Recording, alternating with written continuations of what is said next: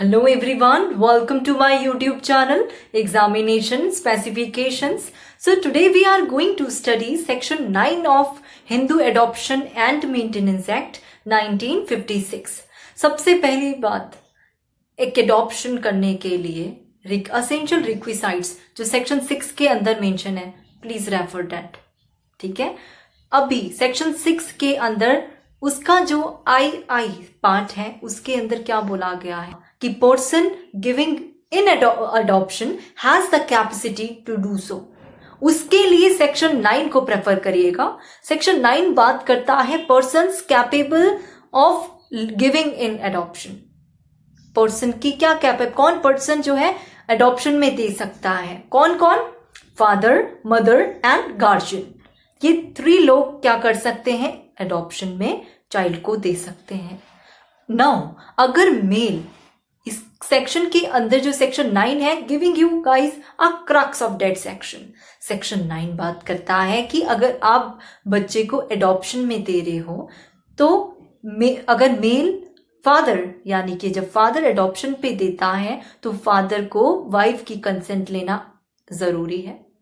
क्या है? वाइफ की कंसेंट लेनी पड़ेगी हस्बैंड को whenever he is giving his child in adoption. Husband को वाइफ की कंसेंट जरूरी है जब वो बच्चे को एडॉप्शन में देना चाहते हैं.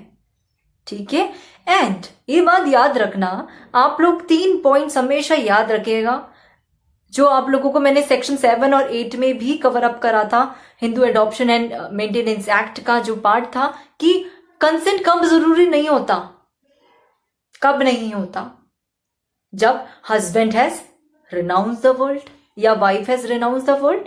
If husband is declared to be by the court of competent jurisdiction of unsound mind, या तो फिर wife has been declared by the court of competent jurisdiction of unsound mind. Third, यानी कि if husband has ceased to be Hindu or wife has ceased to be Hindu, at that time consent is not necessary. तो ये मैंने आपको section 9 का subsection 1 जो बताता है किन किन के पास कैपेसिटी है to give the child in adoption, father, mother and the guardian. ठीक है, ये फर्स्ट पॉइंट था. सेकंड पॉइंट बोलता है कि दोनों हस्बैंड एंड वाइफ के पास इक्वल राइट है to give the child in adoption, but they have to take the consent of each other. किन कंडीशन पे कंसेंट लेने की जरूरत नहीं है ये भी बताया. नाउ सबसेक्शन 4 देखिए सेक्शन 9 का, ये बहुत इंपॉर्टेंट है. ये बोलता है where both father and mother are dead और have completely and finally renounce the world और have abandoned the child or have been declared by the court of competent jurisdiction of unsound mind, or where the parentage of the child is not known, the guardian of the child may give the child in adoption with the previous permission of the court to any person including the guardian himself.